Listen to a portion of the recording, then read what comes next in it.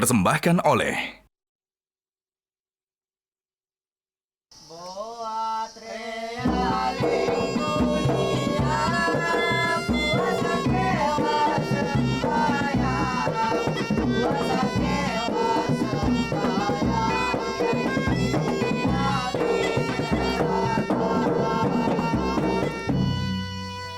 Assalamualaikum warahmatullahi wabarakatuh.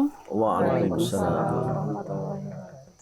Ayahanda, perkembangan ilmu pengetahuan dan teknologi dalam kebudayaan umat Islam saat ini menurut pandangan Ayahanda apakah sudah maju atau bagaimana? Ya, alhamdulillah ada gejala kemajuan, antara lain ditandai oleh berkembangnya lembaga-lembaga pendidikan Islam, baik pada tingkat dasar menengah, SD, SMP, SMA, maupun pada tingkat pendidikan tinggi, universitas-universitas yang selain jumlahnya bertambah dari tahun ke tahun, dan juga bidang-bidang ilmu, atau istilah sekarang program studi, prodi-prodi, bahkan ada fakultas saintek, baik di Universitas Islam Negeri maupun di Universitas Islam Swasta, seperti di Universitas Muhammadiyah. Nah, ini kan satu indikator kemajuan yang saya kira patut kita syukuri, dan sebagai hasilnya juga muncul ya ilmuwan-ilmuwan Muslim ya, yang bergabung tahun 1990 didirikan Ikatan Cendekiawan Muslim Indonesia. Itu banyak sekali ilmuwan-ilmuwan, baik dalam bidang ilmu pengetahuan alam, natural scientist, profesor, doktor, insinyur, termasuk ketua umumnya Profesor Dr. B.J. Habibie, ahli pesawat terbang, aeronautika, maupun dalam bidang ilmu sosial. Ya, walaupun dari sudut jumlah, ya, kuantitas ilmuwan Muslim di Indonesia masih kurang ya, dibandingkan dengan besar dan banyaknya penduduk Muslim dan penduduk Indonesia. Nah, yang ketiga ya, juga kita patut syukuri dan berbangga ada pusat-pusat pengembangan iptek. Ya. Tentu yang didirikan oleh negara, ada Lembaga Ilmu Pengetahuan Indonesia, dulu ada Puspitek, ya, Pusat Pengembangan Iptek ya, di Serpong, Tangerang, Jakarta sana, itu yang tempat banyak ilmuwan-ilmuwan untuk berkumpul dan mengembangkan ilmu pengetahuan. Yang keempat ya, saya kira cukup marak ya. Terakhir ini, beberapa tahun terakhir ini adanya konferensi internasional di bidang iptek ya. Bahkan ketika Profesor Dr. Habibie, B.J. Habibie masih hidup, oleh ICMI bekerjasama dengan Iftihar, semacam Ikatan Cendekiawan Muslim Dunia, ya, itu mengadakan konferensi di Bandung, ya, di pusat industri pesawat terbang IPTN itu, tentang Al-Quran dan ilmu pengetahuan. Betulan saya ikut hadir dan itu sangat-sangat penting sekali ya. Artinya ada gairah untuk mengaitkan ilmu pengetahuan dengan Al-Quran. Nah, ini sisi positif yang menggembirakan. Untuk objektif, fair, dan berkeadilan, ada sisi negatif. Tadi sudah saya katakan, dari sudut jumlah saintis, kita kurang. Di kerumunan 200 juta lebih, jangan saintisnya 2000-an. Pada tingkat perang otak, dari sudut jumlah kita terkalahkan. Indonesia belum ada ilmuwan yang meraih hadiah Nobel dalam bidang sains. Ya. Pakistan pernah, ya, negara Islam, Profesor Abdus Salam fisika. Mesir ya, pernah juga ya, Muslim, tapi bukan dalam bidang sains, kalau tidak salah bidang kesusastraan. Indonesia ya, diinformasikan ada ilmuwan-ilmuwan muda yang tidak berada di Indonesia tapi di luar negeri sebagai calon ya, penerima hadiah Nobel. Itu juga salah satu indikator bahwa kita ya masih belum maju betul ya, jika dibandingkan dengan ilmuwan-ilmuwan di negara lain gitu. Ayahanda, apakah kebudayaan umat ini berbanding lurus dengan ilmu pengetahuan dan teknologi. Seperti tadi Ayahanda menjelaskan bahwa banyak sekali maju gitu ilmu pengetahuan dan teknologi. Namun tidak jarang juga kita melihat kebudayaan umat ini justru tidak mundur. berbanding lurus secara kenyataan. Kalau secara teoritis ya, penguasaan iptek itu akan mempengaruhi kebangkitan dan kemajuan kebudayaan peradaban. Tapi pada kenyataannya ya, dalam bidang iptek, khususnya teknologi, kita masih menjadi konsumen. Dalam bidang IT saja ya, belum ada handphone Ciptaan. merek dan yang diproduksi di Indonesia, kita pakai dari luar ya. Aplikasi di dalamnya ya, walaupun sudah ada uji coba ya, saya lupa namanya, aplikasi-aplikasi yang kira-kira ya diprakarsai, diinisiasi oleh orang-orang Islam ya. Jadi secara teoritis berbanding lurus, iptek mempengaruhi kemajuan kebudayaan peradaban, tapi kenyataannya untuk kita di Indonesia ini belum berjaya karena kita masih lebih banyak tampil sebagai konsumen daripada sebagai produsen, bukan sebagai pencipta teknologi, tapi sebagai pengguna teknologi.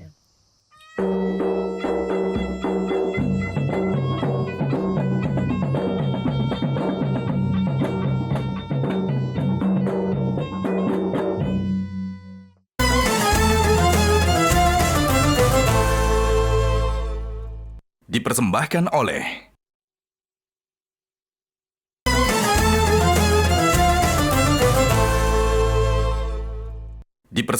oleh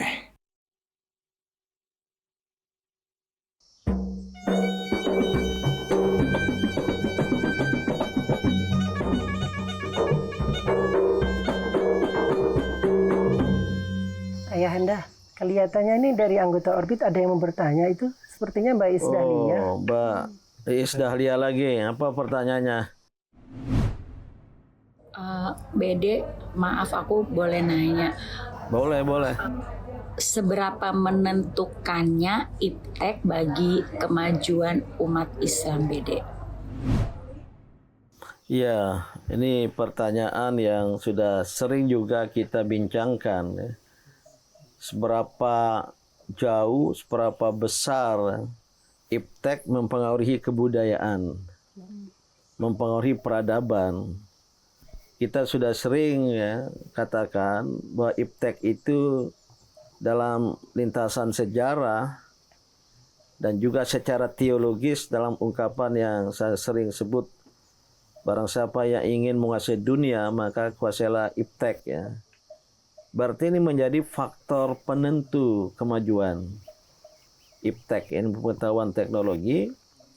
Dan bisa kita pikirkan kalau ilmu pengetahuan teknologi di suatu bangsa, di suatu umat berkembang, maka bangsa dan umat itu ya punya kemampuan mengembangkan kebudayaannya dalam bidang-bidang lain. Ilmu pengetahuan dalam bidang manajemen pemanya semakin bertambah, semakin berkembang, ada teori-teori pendekatan baru. Ini jika dipakai di dalam memanage ya, manajemen kehidupan, maka kita akan lebih maju lagi. Ketika kita kembangkan teknologi, ya, katakanlah teknologi fisika, astronomi, ya, menciptakan teleskop, wah, umat dalam bidang kebudayaan yang berhubungan dengan agama menentukan awal Ramadan, awal Syawal akan lebih mudah. Teknologinya semakin canggih ya. Itulah kira-kira ya besar dan pentingnya iptek di dalam mendorong kemajuan. Ilmu pengetahuan, khususnya teknologi, itu akan membantu kita menciptakan teknologi, peralatan yang kita perlukan untuk hidup ini. Yang bisa lebih mudah, lebih praktis. Coba katakanlah, mohon maaf, contohnya berhubungan dengan kamar mandi. Kalau kita kembangkan teknologi untuk istinja, ya, Nah, tidak lagi kayak era masa lampau pakai batu. Terakhir katanya boleh pakai tisu. Ada air. Di Jepang luar biasa. Pencet ini, mengalir air seperti ini. Pencet ini, kemudian keluar uap untuk pengeringan. Itu kan teknologi sederhana ya. Atau juga dalam hal-hal lain seperti dalam hal komunikasi, telekomunikasi. Ya. Ketika kita kembang iptek, semakin gampang kita berkomunikasi, termasuk dalam memahami agama. Luar biasa sekarang di handphone kita ada aplikasi ya. Al-Quran, mushaf, terjemah hampir semua bahasa dunia. Dan termasuk juga ya suara qiraah, murattal, mujawwad, mujawwadah dari kori-kori dunia tinggal kita pilih. Itulah pengaruh dari iptek di dalam memajukan kebudayaan dan peradaban. Lantas Ayahanda, seperti yang Anda sampaikan tadi di awal, bahwa penguasaan iptek sangat penting. Memang kita melihat sekarang itu iptek ini mendorong kemajuan. Cuman pada realita kebanyakan kaum muda sekarang, Ayahanda, itu banyak yang terlena ke dalam misalnya teknologi dan termasuk ilmu, teknologi khususnya, itu berdimensi ganda. Mendua, ada sisi-sisi positif, bisa mendorong ke arah yang baik dan benar, tapi juga ada sisi negatif yang mendorong kepada keburukan, bahkan kejahatan. Oleh karena itu, kita harus punya kecerdasan dalam menggunakan teknologi, cerdas berteknologi, harus punya literasi, yaitu kita hanya memanfaatkan untuk tujuan-tujuan kebaikan saja. Lihat aja handphone. Tadi sisi positif bisa belajar. Saya pribadi kalau mau presentasi ceramah di konferensi internasional itu tinggal cari di Google, internet, wah informasi ilmu pengetahuan. Tapi juga bisa memperdayakan kita jika kemudian teknologi itu menyajikan hal-hal yang negatif, khususnya anak-anak muda. Lihat tayangan film-film porno, video-video porno, akan meracuni otaknya. Ini sisi negatif. Oleh karena itu kita tidak menolak teknologi, tapi juga jangan telan mentah-mentah. Kritis, selektif, hanya memilih hal-hal yang positif dari teknologi dan menolak hal-hal yang negatif.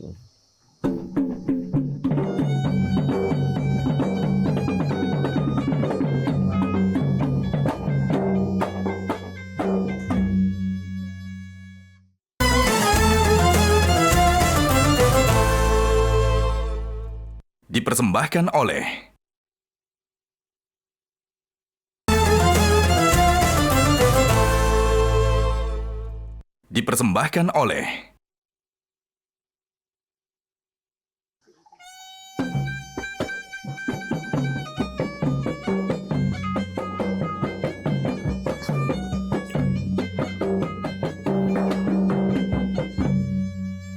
Bismillahirrahmanirrahim.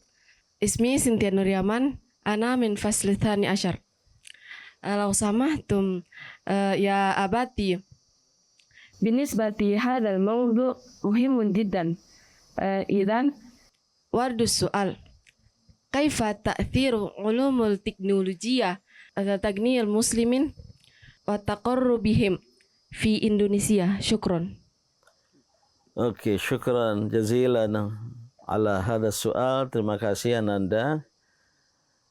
Walaupun tadi ada kesalahan dalam bahasa, tapi pada intinya ingin bertanya tentang pengaruh iptek di dalam perubahan dan kemajuan umat Islam.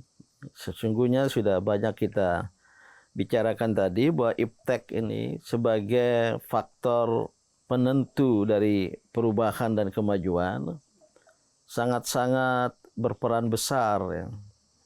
Namun tadi sudah kita tegaskan sangat tergantung kepada kita umat Islam, bangsa Indonesia, apakah ya mau dan mampu memanfaatkan iptek untuk tujuan-tujuan kebaikan atau tidak.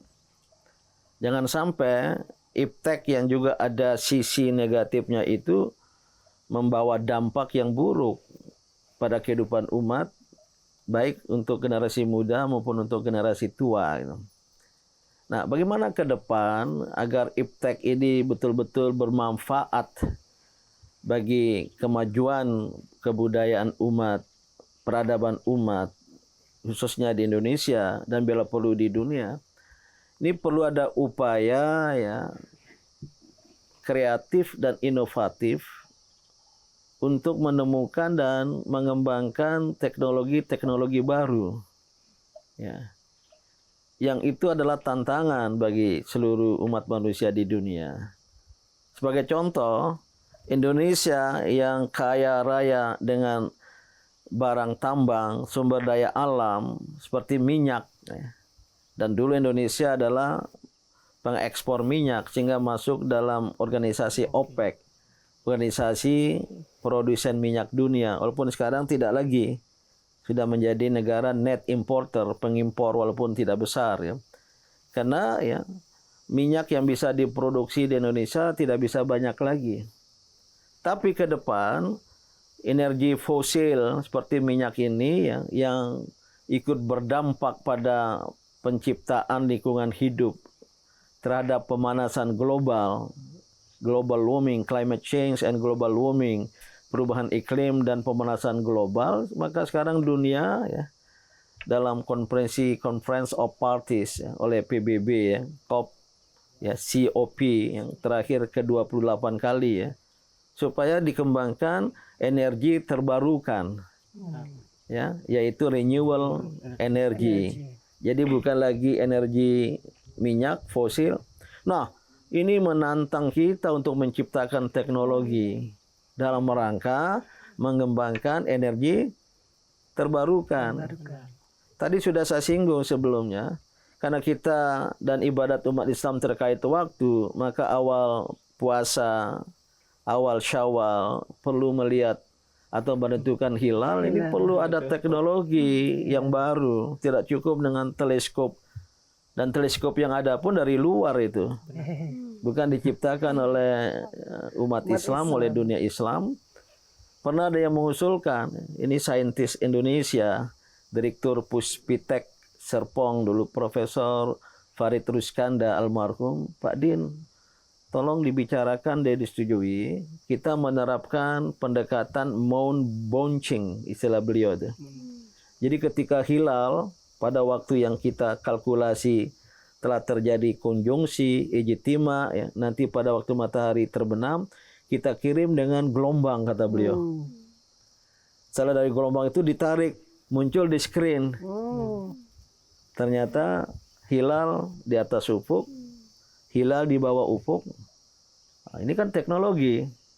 Boleh nggak? Sayang waktu itu Majelis Ulama Indonesia belum bisa memutuskan itu sebagai ru'yatul hilal bil aini, dengan mata kepala. Dia kata disebut oleh sebagian ulama itu dengan pendekatan ilmiah katanya. Sama aja dengan teleskop. Yang kedua, negara tidak mau dan tidak sanggup menyediakan dana padahal murah sekali. Ini teknologi yang memudahkan kita untuk menentukan waktu beribadat. Ke arah sanalah ya umat Islam, generasi muda Islam seperti anak-anakku semua ya, belajar ilmu pengetahuan. Banyak yang ingin belajar fisika murni, belajar astronomi, belajar apa supaya penemuan dan pengembangan teknologi akan mendorong kemajuan kebudayaan dan peradaban kita, termasuk dalam bidang peribadatan atau keagamaan.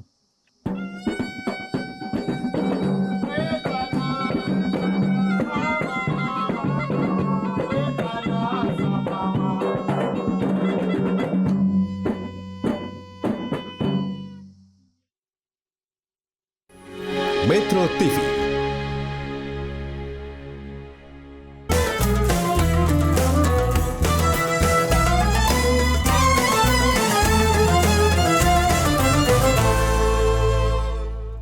Dipersembahkan oleh